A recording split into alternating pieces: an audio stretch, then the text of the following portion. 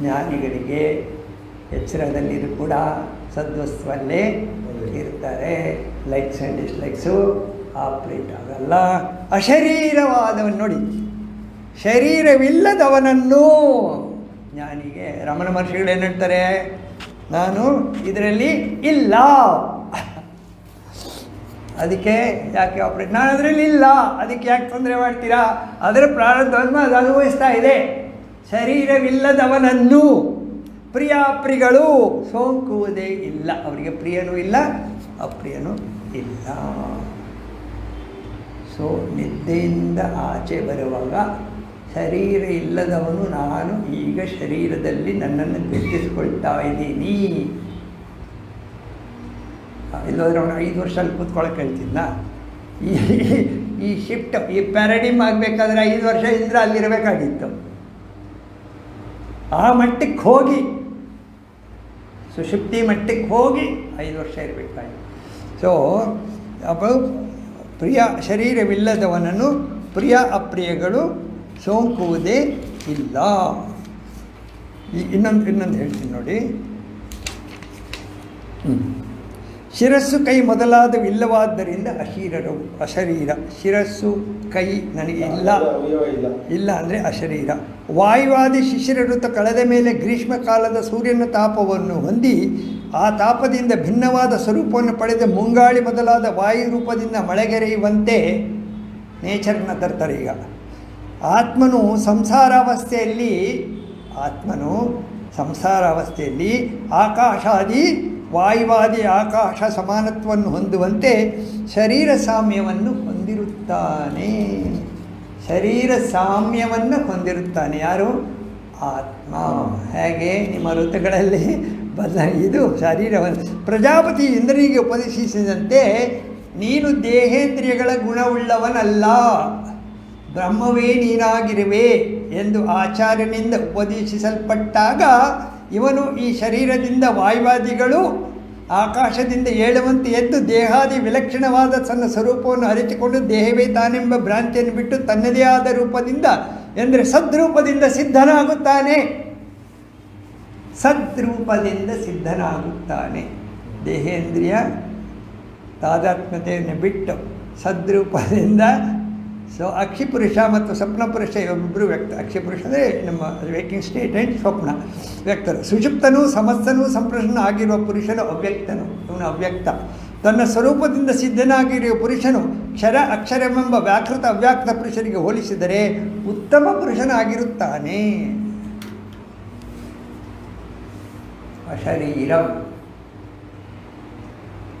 ಅಶರೀರ ನಾನು ಈ ಭಾವನೆ ಬರಬೇಕಾದರೆ ಎಷ್ಟು ನಾವು ತಪಸ್ಸು ಮಾಡಬೇಕು, ಎಷ್ಟು ನಾವು ಏನೇ ಜ್ಞಾನಾರ್ಜನೆ ಮಾಡಿದರೂ ಕೂಡ, ಏನೇ ಆಧ್ಯಾತ್ಮಿಕ ಸಾಧನೆ ಮಾಡಿದ್ರೂ ಕೂಡ ನಾನು ಅಶರೀರ ಅನ್ನೋ ಮಟ್ಟಕ್ಕೆ ನನ್ನನ್ನು ತಕ್ಕೊಂಡು ಹೋದರೆ ನಂದು ಅಧ್ಯಾತ್ಮ ಸಾಧನೆ ಕರೆಕ್ಟ್.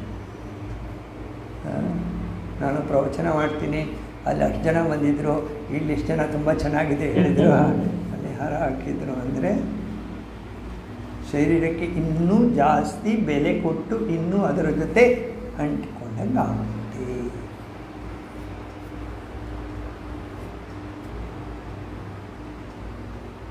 ಅಶರೀರಂ ಶರೀರೇಶು ಅನವಸ್ಥೇಷು ಅವಸ್ಥಿತಂ ಮತ್ವಾ ಧೀರೋ ನ ಶೋಚತಿ. ಹೌದಾ? ಸೊ ಇದು ಭಾಳ ಕಷ್ಟ ಆದರೂ ಕೂಡ ನನಗೇನೋ ಈ ಕ್ಲಾಸಲ್ಲಿ ಇದನ್ನು ಹೇಳಬೇಕು, ನಾವು ಸುಷುಪ್ತಿಯಲ್ಲಿ ಹೇಗೆ ಆತ್ಮನನ್ನು ಪಡೆಯೋದು, ನಮಗೂ ಡೌಟ್ ಬಂತು. ಸುಷುಪ್ತಿ ಅವಸ್ಥೆ ಇಷ್ಟು ಚೆನ್ನಾಗಿದೆ, ತುರಿಯೋಕ್ಕೆ ನಾವು ಹೋಗ್ಲಿಕ್ಕೆ ಆಗಲ್ಲ, ಯಾಕಂದರೆ ನಾವು ಯಾರಿಗೂ 5 ನಿಮಿಷ ಕೂತ್ಕೊಳ್ಳೋಕೆ ಆಗ್ತಾಯಿಲ್ಲ. ಅದನ್ನು ತುರಿಯೋದು ಬಿಟ್ಬಿಡಿ, ಅದ್ರ ಪಾಡಿಗೆ ನಾವು ಸುಷುಪ್ತಿಯಲ್ಲಿ ಕೂತ್ಕೊಂಡು ಸುಷುಪ್ತಿನ ಸುಷುಪ್ತಿನ ನೀವು ಎಷ್ಟು ಅನಲೈಸ್ ಮಾಡಿದರೆ ಅಷ್ಟರ ಮಟ್ಟಿಗೆ ನಿಮ್ಮ ಹೊರಗಡೆ ಪ್ರಾಪಂಚಿಕ ಅಟ್ಯಾಚ್ಮೆಂಟು ಸ್ವಲ್ಪ ಸಡ್ಲಾಗುತ್ತೆ. ಹೊರಗೆ ಲೋಕಾಸಕ್ತಿ, ಒಳಗೆ ಸಕಲ ವಿರಕ್ತಿ, ಹೊರಗೆ ಕಾರ್ಯ ಧ್ಯಾನ. ಕಗ್ಗ ನಿಮಗೆ ಸಪೋರ್ಟ್ಸ್ ಕೊಡ್ತದೆ. ಗಗನ ಓದ್ತಾ ಇದ್ದರೆ ಸ್ವಲ್ಪ ಸ್ವಲ್ಪ ಸ್ವಲ್ಪ ನಾನು ಅಶರೀರ ಹೊರಗೆ ಲೋಕಾಸಕ್ತಿ, ಒಳಗೆ ಸಕಲ ವಿರಕ್ತಿ, ಹೊರಗೆ ಕಾರ್ಯ ಧ್ಯಾನ, ಒಳಗೆ ಉದಾಸೀನ, ಹೊರಗೆ ಸಂಸ್ಕೃತಿ ಭಾರ, ಒಳಗದರ ತಾತ್ಸಾರ, ಹೊರಯೋಗ ಸೂತ್ರವಿದು ಮಂಕುತಿಮ್ಮ, ಎರಡು ಕೋಣೆ ನೀ ಮಾಡು ಮನದಾಲಯದಿ, ಹೊರ ಕೋಣೆಯಲ್ಲಿ ಲೋಕರಾಟಗಳ ನಾಡು, ವಿರಮಿಸು ಒಬ್ಬ ನೋಡಿ, ವಿರಮಿಸು ಒಬ್ಬನೇ ಮೌನದ ಒಳಮನೆಯ ಶಾಂತಿಯಲ್ಲಿ. ಮೌನದ ಒಳಮನೆಯ ಶಾಂತಿಯಲ್ಲಿ ನೀವು ವಿರಮಿಸಬೇಕಾದರೆ ನಿಮ್ಮ ಇಕ್ವಿಪ್ಮೆಂಟು ಎಷ್ಟರ ಮಟ್ಟಿಗೆ ತಯಾರಾಗಿರಬೇಕು, ಎಷ್ಟರ ಮಟ್ಟಿಗೆ ಆಸೆ ಆಕಾಂಕ್ಷೆಗಳು ಕಡಿಮೆ ಆಗಿರಬೇಕು, ಎಷ್ಟರ ಮಟ್ಟಿಗೆ ವೈರಾಗ್ಯ ಬಂದಿರಬೇಕು, ಮೆಚುರಿಟಿ ಎಷ್ಟರ ಮಟ್ಟಿಗೆ. ಮೆಚುರಿಟಿ ಅಂದ್ರೇನು? ಇಮೋಷ್ನಲ್ ಮೆಚುರಿಟಿ ಅಂತಾರೆ ದಯಾನಂದರು. ಇಮೋಷ್ನಲ್ ಮೆಚುರಿಟಿ ಅಂದ್ರೇನು? ಇಮೋಷನ್ ಮೈಂಡು ಯಾವುದೇ ಕಾರಣಕ್ಕೂ ಹೊರಗಿನ ಸಂಸ್ಕೃತಿಗೆ ರಿಯಾಕ್ಟ್ ಆಗದೇ ಇದ್ದರೆ ಇಮೋಷನಲ್ ಮೆಚುರಿಟಿ. ಚಿನ್ಮಯ ಹೇಳ್ತಾರೆ ಅನ್ನೆಸೆಸರಿ ಇಮೋಷನ್ಸ್, ಅನ್ನೆಸೆಸರಿ. ಯಾಕೆಲ್ಲ ಅಯ್ಯೋ ಹೌದಾ ಹಾಗೋಯ್ತಾ, ಅಯ್ಯೋ ಅಯ್ಯೋ ಏನು ಬ್ರಹ್ಮನ ಗೊತ್ತಿಲ್ಲ ನನಗೆ. ಅಲ್ಲಿ ಆಂಧ್ರದಲ್ಲಿ ಪ್ರವಾಹ ಬಂದರೆ ರಾತ್ರಿ ಎಷ್ಟೋ 100 500 ಎಲ್ಲ ನೀರಲ್ಲಿ ಕೊಟ್ಕೊಂಡು ಹೋಗ್ತಾರೆ. ಯಾರಿಗಾರು ನೀವು FIR ಮಾಡ್ತೀರಾ, ಇಷ್ಟು ಜನ ಸತ್ತೋದ್ರು ಅಂತ ಯಾರಿಗಾರು ಹೇಳೋಕ್ಕಾಗುತ್ತೆ? ನಿಮಗೇನಾದ್ರು ಇದೆಯಾ? ಆ್ಯಕ್ಸೆಪ್ಟ್ ಮಾಡ್ತೀರಾ ಇಲ್ವಾ? ಹೇಗೆ ಆ್ಯಕ್ಸೆಪ್ಟ್ ಮಾಡ್ತೀರಾ? ಅದು ನ್ಯಾಚುರಲ್ ಫಿನಾಮಿನಾ ಅಂಥೇಳಿ ಆ್ಯಕ್ಸೆಪ್ಟ್ ಮಾಡ್ತೀರ. ಈ ಮನುಷ್ಯನೂ ಕೂಡ ಇದೇ ಥರ ನ್ಯಾಚುರಲ್ ಫ್ಯಾಕ್ಟರು, ನೇಚರ್ ಅವ್ರ ಮೂಲಕ ಕೆಲಸ ಮಾಡ್ತಾ ಇದೆ ಅಂತ ಯಾಕೆ ಆ್ಯಕ್ಸೆಪ್ಟ್ ಮಾಡಲ್ಲ ನೀವು? ಭಗವಂತನೇ ಅವ್ನ ಮೂಲಕ ಕೆಲಸ ಮಾಡ್ತಾ ಇದ್ದಾನೆ. ಅವ್ನ ಪ್ರಾರಬ್ಧ ಕರ್ಮನ ಈ ರೀತಿ ಅನುಭವಿಸ್ತಾ ಇದ್ದಾನೆ. ದೇವರೇ ಏನು ಒಳ್ಳೇದು ಮಾಡಪ್ಪ, ಯಾಕೆ ಅವ್ನು ಮೊಳೆ ಹೊಡಿತಾ ಇದ್ದರೆ ಯೇಸು ಕ್ರಿಸ್ತರು forgive them, they know not what they are doing. ಯೇಸು ಕ್ರಿಸ್ತ ಎಲ್ಲ ಇಟ್ಕೊಂಡು ಮಳೆ ಹೊಡಿತಾ ಇದ್ದರೆ, O lord forgive them, they know not what they are doing. ಭಗವಂತನನ್ನೇ ನೀವೆಲ್ಲ ಕಡೆ ನೋಡ್ತಾ ಇದ್ದರೆ ನಿಮಗೆ ಲೈಕ್ಸ್ ಆ್ಯಂಡ್ ಡಿಸ್ಲೈಕ್ಸ್ ಆಪ್ರೇಟ್ ಆಗಲ್ಲ. ನೀವೆಲ್ಲವನ್ನೂ acceptance of fact, you start accepting situation as it is, as they are. So ಹಾಗೆ ಈಗ ಪುನಃ ಸರಿ ಕಗ್ಗನೆ ಪುನಃ ಮಾಡ್ತೀನಿ. ಇಬ್ಬರಿದ್ದಾರೆ, ಪುನಃ ಮಾಡೋಣ. ಕಗ್ಗ ತಗೊಳ್ಳಿ ಸರ್. 896 4 ಕಗ್ಗ ಮಾಡ್ತೀನಿ. ಈ ಮಾಡಿರೋ ಪಾಠಕ್ಕೆ ಸ್ವಲ್ಪ ಸಪೋರ್ಟ್ ಸಿಗುತ್ತೆ ನಮಗೆ. ನೀವು ಹೇಳಿದಲ್ಲ, ನಾವು ಸಾಮಾನ್ಯ ಉಪನಿಷತ್ತು ಹೇಗೆ ಡೈರೆಕ್ಟಾಗಿ ತಗೊಳಕ್ಕಾಗಲ್ಲ, ಅದಕ್ಕೆ ಸ್ವಲ್ಪ ಕಗ್ಗ ಸಹಾಯ ಆದರೆ ನಮ್ಮ ಸಾಮಾನ್ಯ ಭಾಷೆಯಲ್ಲಿ ನಮಗೆ ಅನುಕೂಲವಾಗುತ್ತೆ. 896 ತೊಗೊಂಡ್ರೆ 896 ಹೋದ ಸರಿ ಮಾಡಿದೆ, ಪುನಃ ಈ ಸರಿ ಮಾಡಬೇಕಂತ ನನಗೆ. ಅದೇ ಕ್ಲಾಸನ್ನು ನಾನು ಮಾಡಿರೋದ್ರಿಂದ 896 ಅದೇ ನಾವು ಮೆಟೀರಿಯಲ್ ವರ್ಲ್ಡ್ ಗ್ಲೋರಿಫೈ ಮಾಡಿಕೊಂಡೆಲ್ಲ ಹೊರಗಡೆ ಅದೇ ತಾನೆ. ಯಾರನ್ನು ಕೂಡ ನಾವು ಓಹೋ ನ್ಯೂಸ್ ಪೇಪರೆಲ್ಲ ಅದೇ, ಇನ್ನೇನಿಲ್ಲ. ನ್ಯೂಸ್ ಪೇಪರೆಲ್ಲ ಅಧ್ಯಾತ್ಮ ಬರೋಲ್ಲ, ಎಲ್ಲ ಒಂದು ಕಡೆ ಒಂದು ಲೈನಲ್ಲಿ ಮಂಕುತಿಮ್ಮನ ಕಗ್ಗ ಅಥವಾ ಏನೋ ಒಂದಿಷ್ಟು ಬರುತ್ತೆ ಅಷ್ಟೇ ಹೊರತು ಅಧ್ಯಾತ್ಮ ಜಾಸ್ತಿ ಅವರಿಗೆ ಅಡ್ವರ್ಟೈಸ್ಮೆಂಟು ದುಡ್ಡು ಎಲ್ಲ ಇದಕ್ಕೆ ಇದರಲ್ಲಿ ಸಿಗಲ್ಲ. ಸೊ ಭೌತ ವಿಜ್ಞಾನ ವಿವರಗಳಿಂದ ಏನು ಆತ್ಮಂಗೆ. ಈಗ ಯಾರು ಬಂದು ನನಗೆ ಭೌತ ವಿಜ್ಞಾನಿ ಬಂದು ಹಂಗೆ ಹಿಂಗೆ ಅದೆಲ್ಲ ಆಯ್ತು, ಈಗ ನನಗೇನಾಗಬೇಕು? ನನಗೆ ಚಂದ್ರನ ಹತ್ರ ಹೋದ್ರೇನು, ಮಂಗಳನ ಹತ್ರ ಹೋದ್ರೆ ನನಗೇನಾಗಬೇಕು? ನಿಮ್ಮಲ್ಲಿರೋ ಪರಮಾತ್ಮ ತತ್ವ ನಿಮ್ಮ ಚಂದ್ರ ಮಂಗಳ ಈ ಥರ ಎಷ್ಟೋ ಸೋಲಾರ್ ಸಿಸ್ಟಮ್ ಏನೋ ಇದನ್ನೆಲ್ಲ ಸೇರ್ಕೊಂಡು ಒಳಗಡೆ ಇದೆ ಅದು ಅಲ್ಲಿ. ನೀವು ಮಂಗಳಗ್ರಹಕ್ಕೆ ಹೋಗಿ ದೊಡ್ಡ ಇದು ಮಾಡಿದ್ರೆ ನನಗೇನಾಗಬೇಕು? ಎಷ್ಟು ಲಕ್ಷ ಅದೇನೋ $1 ಬಿಲಿಯನ್ ಖರ್ಚಾದರೆ ನನಗೇನಾಗಬೇಕು? ನೀವೇನು ಮಾಡಿ ಅಲ್ಲಿ ಹೋಗ್ಬಿಟ್ಟು ಒಂದು ಕಲ್ಲು ಎತ್ಕೊಬರೋದು. ನೀವು ಹೊಸಕೋಟೆಯಿಂದ ಒಂದು ಕಲ್ಲು ತೊಗೊಂಬನ್ನಿ, ಎಲ್ಲ ಅದೇ ಅಷ್ಟೇ, ಹೌದಲ್ವಾ? ಅಲ್ಲಿಂದ ತರೋದು ಅಲ್ಲಿ ಹೊಸಕೋಟೆಯಿಂದ ಒಂದು ಕಲ್ಲು ಎತ್ಕೊಂಬಂದು ಎರಡು ಅದು ಅಲ್ಲಿದೆ. ಅದು ಮೆಟೀರಿಯಲ್, ಇದು ಮೆಟೀರಿಯಲ್, ಎಲ್ಲ ಸೋಲಾರ್ ಸಿಸ್ಟಮಲ್ಲಿ ಇದೆಲ್ಲ ಗುಂಡುಗಳು, ಹೌದಾ? ಇದ್ರ ಒಳಗಡೆ ಇರೋದು ಎಷ್ಟೋ ಆ ಥರದ್ದು ಸೋಲಾರ್ ಸಿಸ್ಟಮ್ ಒಳಗಡೆ ಇದೆ. ಯಾವುದರಲ್ಲಿ? ನಮ್ಮೊಳಗಿದೆ, ಪರಮಾತ್ಮ ತತ್ವದಲ್ಲಿದೆ. ದ ಗ್ಲೋರಿ ಆಫ್ ದ ಸೋಲ್. ವಿವೇಕಾನಂದರು ಹೇಳ್ತಾರೆ, ನಿಮ್ಮ ಯಾವ ಗ್ಲೋರಿಫಿಕೇಷನ್ ಮಾಡಿದ್ರೂ ಅದು ನಿಮ್ಮ ಗ್ಲೋರಿ ಆಫ್ ದ ಸೋಲ್, ಅದು ಎದುರುಗಡೆ ಏನೂ ಇಲ್ಲ.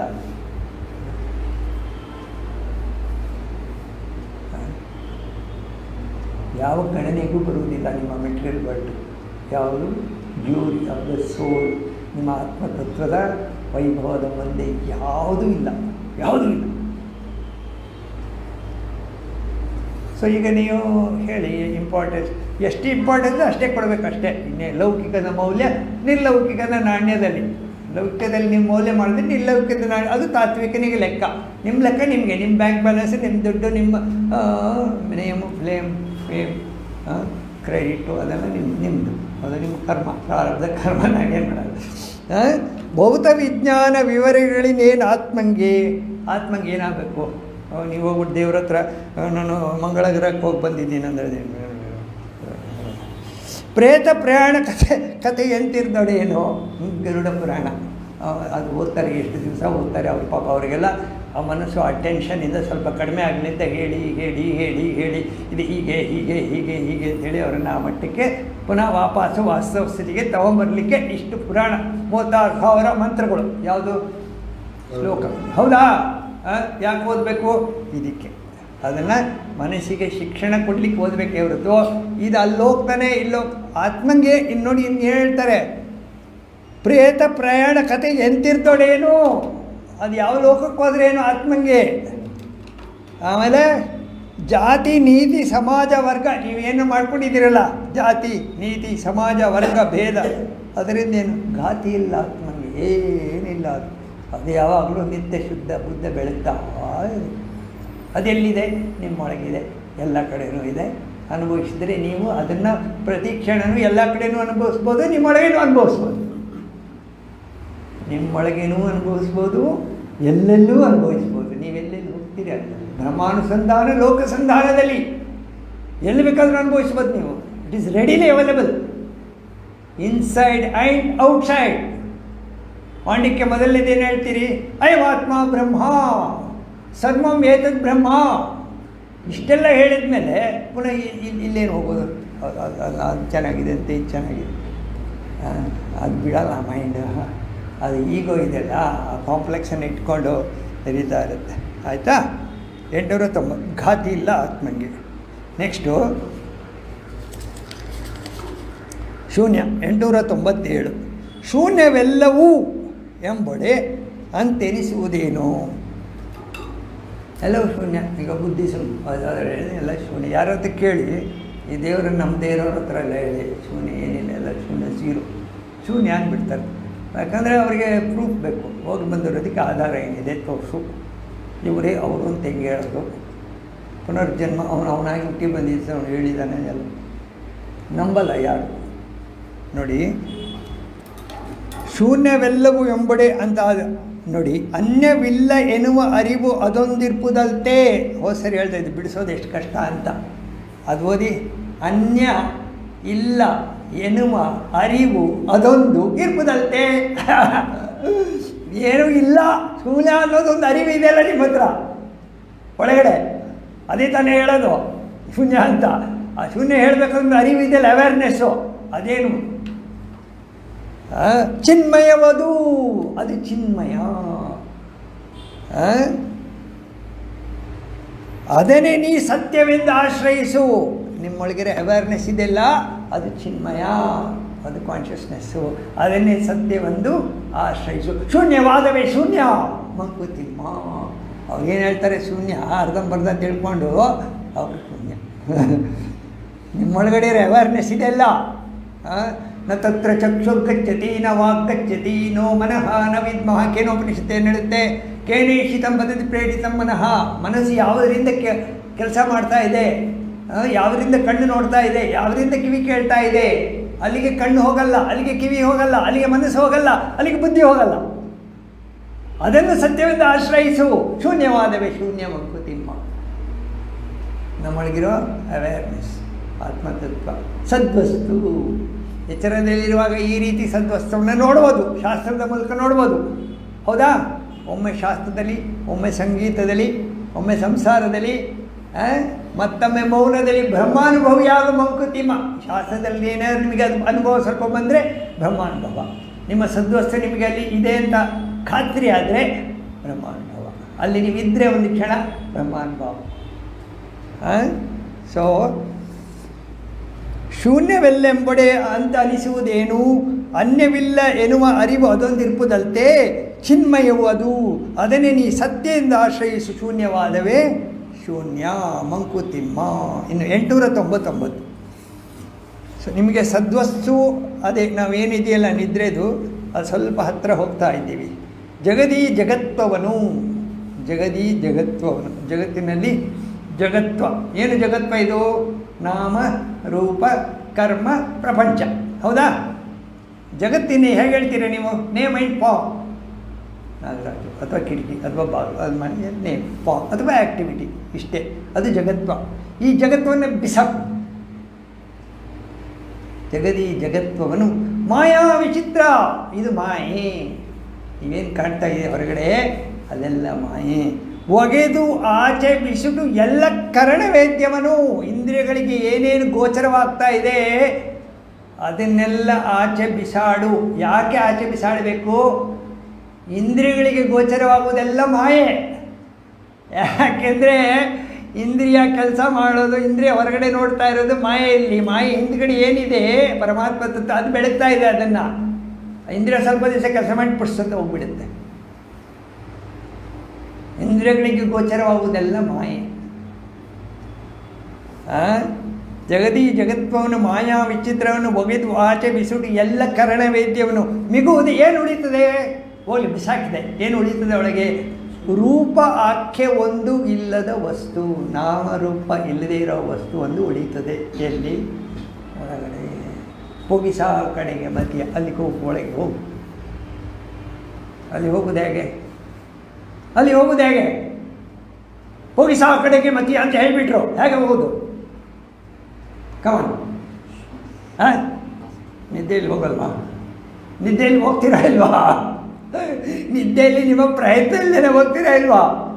ಪ್ರಯತ್ನ ಮೂಲಕ ಹೋಗಿ. ಈಗ ಪ್ರಯತ್ನ ಮೂಲಕ ಹೋಗಬೇಕಾದ್ರೆ ಏನು ಮಾಡಬೇಕು? ಆಸೆ ಆಕಾಂಕ್ಷೆಗಳು ಸ್ವಪ್ನಗಳು ಬಿಟ್ಟುಬಿಡಬೇಕು. ನಿದ್ರೆಯಲ್ಲಿ ಆಸೆ ಆಕಾಂಕ್ಷೆಗಳಿಲ್ಲ, ಸ್ವಪ್ನ ಇಲ್ಲ. ಇಲ್ಲಿ ಆಸೆ ಆಕಾಂಕ್ಷೆಗಳಿಲ್ಲ, ಸ್ವಪ್ನ ಇಲ್ಲ, ಬರೀ ಅವೇರ್ನೆಸ್ಸು, ಸದ್ವಸ್ತು. ಜಗದೀ ಜಗತ್ವವನ್ನು ಮಾಯಾ ವಿಚಿತ್ರವನ್ನು ಒಗೆದಾಚೆ ಬಿಸುಟೆಲ್ಲ ಕರಣ ವೇದ್ಯವನು ಮಿಗುವುದೇ ರೂಪಾಖ್ಯೆ ಒಂದು. ರೂಪ ಆಖ್ಯೆ ನಾಮ ರೂಪ ಇಲ್ಲದ ವಸ್ತು ಒಗಿಸು ಆ ಕಡೆಗೆ ಮತಿಯ. ಇದು ಲಾಸ್ಟ್ ಕಗ್ಗ ಓದಿ ನಿಲ್ಲಿಸ್ತೀನಿ. ಸುತ್ತಮುತ್ತಣ ಗಾಳಿ. ನಮ್ಮ ಸುತ್ತಮುತ್ತ ಗಾಳಿ ಇದೆ ಗೊತ್ತಾ? ನಮ್ಮ ಸುತ್ತಮುತ್ತ ಗಾಳಿ ಇದೆ ಗೊತ್ತಾ? ಎಲ್ಲಿವರೆಗೆ ಗಾಳಿ ಇದೆ? ನಮ್ಮ ತಲೆ ಮೇಲೆ ಎಷ್ಟು ಹೈಟ್ವರೆಗೆ ಗಾಳಿ ಇದೆ ಗೊತ್ತಾ? 65 ಮೈಲ್ಸ್ ಏರಿದೆ ಅಲ್ಲ ವಾತಾವರಣ, ಏರು. ನಮ್ಮ ತಲೆ ಮೇಲೆ 65 ಮೈಲ್ ಎತ್ತರದವರೆಗೂ ಏರಿದೆ. ನಮ್ಗೆ ಆಗುತ್ತಾ? ತೂಕ ಫೀಲ್ ಆಗುತ್ತಾ ನಿಮಗೆ? ಯಾಕಾಗಲ್ಲ? ನಿಮ್ಮನ್ನು ಯಾರೋ ಎತ್ಕೊಂಡಿದ್ದಾರೆ, ಆ ಗಾಳಿನ ಯಾರೋ ಎತ್ಕೊಂಡಿದ್ದಾರೆ. ನೀವು ಟ್ರೈನಲ್ಲಿ ಹೋಗ್ತಾ ಇದ್ದಾರೆ, ನೀವು ಹೆಂಗೆ ಟ್ರೈನ್ ಹೋಗ್ತಾ ಇದೆ ಅಷ್ಟೇ, ನೀವು ಹೋಗ್ತೀರಾ? ನೀವು ಸುಮ್ಮನೆ ಕೂತಿರ್ತೀರಾ? ಹಾಗೇ ಸುತ್ತಮುತ್ತಲ ಗಾಳಿ ಯಾವಾಗ ನಮ್ಮಡನ್ನು ಒತ್ತಿದೊಡೆ ಆ ಹೊರೆಯ ಮನಸ್ಸು ಕಾಣದವಲ್. 65 ಮೈಲ್ ಎತ್ತರದಿಂದ ಗಾಳಿ ಒತ್ತುತ್ತಾ ಇದೆಯಲ್ಲ, ನಿಮ್ಗೆ ಹೊರೆ ಆಗ್ತಾ ಇದೆಯಾ? ಕಾಣದವಲ್. ಬಿತ್ತರದ ಲೋಕಭಾರವನ ಆತ್ಮ ಅರಿಯದಿರೇ. ವಿಸ್ತಾರವಾದ ಲೋಕಭಾರವನ್ನು ಒಳಗಿನ ಆತ್ಮ ಅರಿಯದೆ ಹೋದರೆ ಮುಕ್ತ ಲಕ್ಷಣ ಮದುವೆ ಮಂಕುತಿಮ್ಮ. ಮುಕ್ತ ಲಕ್ಷಣ, ಅವನು ಮುಕ್ತ. ಪ್ರಪಂಚದ ಭಾರ ನಿಮ್ಮನ್ನು ಒತ್ತದೇ ಹೋದರೆ ಅವನು ಮುಕ್ತ. ಹೇಗೆ? 65 ಮೈಲ್ ಗಾಳಿ ನಿಮ್ಮನ್ನು ಒತ್ತೋದು ನಿಮಗೆ ಹೆಂಗೆ ಗೊತ್ತಿಲ್ವೋ, ಅದೇ ರೀತಿ ಪ್ರಪಂಚದಲ್ಲಿರುವ ಬಿತ್ತರದ ಲೋಕ ಸಂಪರ್ಕ ಏನದು? ಲೋಕಭಾರವನು. ಆ ಲೋಕಭಾರವನ್ನು ಆತ್ಮ ಅರಿಯದಿರೆ ಅದು ಮುಕ್ತ ಲಕ್ಷಣ. ಮುಕ್ತಿ, ಮುಕ್ತ ಲಕ್ಷಣ. ನೀವು ಮುಕ್ತ ಅಂತ ಹೇಳ್ಬೋದು. ಯಾವ ಭಾರವನ್ನು ಅಂದರೆ ಅಷ್ಟು ಹಗುರವಾಗಿರ್ತೀರ, ಅಷ್ಟು ಲೈಟ್ ಆಗಿರ್ತೀರ, ಅಷ್ಟು ಸಮಾಧಾನವಾಗಿರ್ತೀರಾ, ಅಷ್ಟು ಸ್ಲೋ ಆಗಿರ್ತೀರಾ.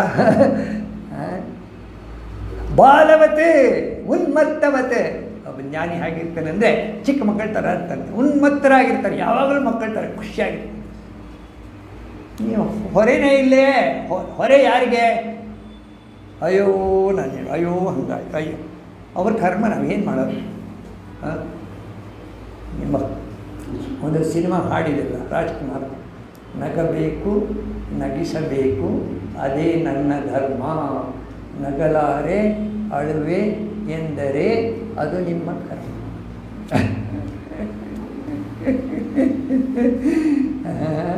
ಮುಕ್ತ ಲಕ್ಷಣವಲ್ಲಿ ಇದು ಚೆನ್ನಾಗಿ, ತುಂಬ ಚೆನ್ನಾಗಿದೆ. ಸುತ್ತಮುತ್ತನ ಗಾಳಿ ಯಾವಾಗ ಒತ್ತಿದೊಡಂ ಒತ್ತಿದೊಡ ಆ ಹೊರೆಯ ಮನಸ್ಸಿಗೆ ಆ ಹೊರೆ ಕಾಣದೇ ಇಲ್ಲ ನಿಮಗೆ. ಬಿತ್ತರದ ಲೋಕ ಭಾರ ಆತ್ಮ ಅರಿಯದಿರೆ ಮುಕ್ತ ಲಕ್ಷಣ, ಅದು ಮುಕ್ತ ಲಕ್ಷಣವದಿವಿ. ಇದನ್ನೇ ಸ್ವಲ್ಪ ಇನ್ನೂ ಡೆವಲಪ್ ಮಾಡಬೇಕು ಅಂತಿದ್ದೀವಿ. ಮುಂದಿನ ಕ್ಲಾಸಲ್ಲಿ ನೋಡೋಣ. ಸುಷುಪ್ತಾವಸ್ಥೆಯಲ್ಲಿ ತುಂಬ ವಿಷಯ ಇದೆ ತಿಳ್ಕೊಳ್ಳೋವಂಥದ್ದು. ನಮಗೆ ಹತ್ತಿರವಾಗಿ ನಮ್ಮ ಅನುಭವಕ್ಕೆ ಬರೋದು ಸುಷುಪ್ತಾವಸ್ಥೆ. ಡೈಲಿ ನಿದ್ದೆಗೆ ಹೋಗುವಾಗ ಕೆಲವು ಕ್ಷಣ ಈ ರೀತಿ ಆಲೋಚನೆಗಳನ್ನು ಇಟ್ಕೊಂಡು ನಿದ್ದೆಗೆ ಹೋದರೆ ನನಗನ್ನಿಸ್ತು ನಿಮಗೆ ಟ್ಯಾಬ್ಲೆಟ್ ಬೇಕಾಗಿಲ್ಲ ಯಾರು. ಅಕಸ್ಮಾತ್ ಯಾರಿಗಾರು ನಿದ್ದೆ ಬರದೇ ಹೋದರೆ ಈ ಥರ ಆಲೋಚನೆಗಳ ಮನಸ್ಸಿಗೆ ಬಂದರೆ ಮನಸ್ಸು ಹಗರಾಗ್ಬಿಡುತ್ತೆ, ಹೋಗ್ಬಿಡುತ್ತೆ, ಮನಸ್ಸೇ ಇರೋದಿಲ್ಲ. ನಮಗೆ 5:30 ಈಗ ನನಗೆ ಆಕಳಿಕೆ ಬರೋಕ್ಕೆ ಶುರುವಾಗುತ್ತೆ. ಭಾಳ ನಿದ್ದೆ ಬರುತ್ತೆ. 3 ಗಂಟೆಗೆ ಎದ್ದಿರ್ತೀನಲ್ಲ, ಬೇಗ ಎಲ್ಲ ಮುಗಿಸ್ಕೊಂಡು ಪಾತ್ರೆ ತೊಗೊಂಡು 6:45 ಮಲಗಿಬಿಟ್ರೆ ಗೊತ್ತೇ ಇಲ್ಲ ನಿದ್ದೆ. 3 ಗಂಟೆವರೆಗೂ ಯಾಕೆ ಕಷ್ಟ, ಯಾಕೆ ನಿದ್ದೆ ಕಷ್ಟ? ಯಾರು ಇದನ್ನೆಲ್ಲ ಒತ್ಕೊಳ್ಳೋಕೆ ಹೇಳಿದ್ದು? ಲೋಕಭಾರವನ್ನು ಯಾರು ಒತ್ಕೊಳ್ಳೋಕೆ ಹೇಳಿದ್ದು ನಿಮಗೆ? ಕತ್ತೆಗೂ ಕೂಡ ನೀವು ಸ್ವಲ್ಪ ಹೊತ್ತು ಭಾರ ವರ್ಷ ಆಮೇಲೆ ಇಳಿಸ್ಬಿಡ್ತೀರಾ, ಬಟ್ ನೀವು ಮಾತ್ರ ಯಾವಾಗಲೂ ಒತ್ಕೊಂಡೇ ಇರ್ತೀರ.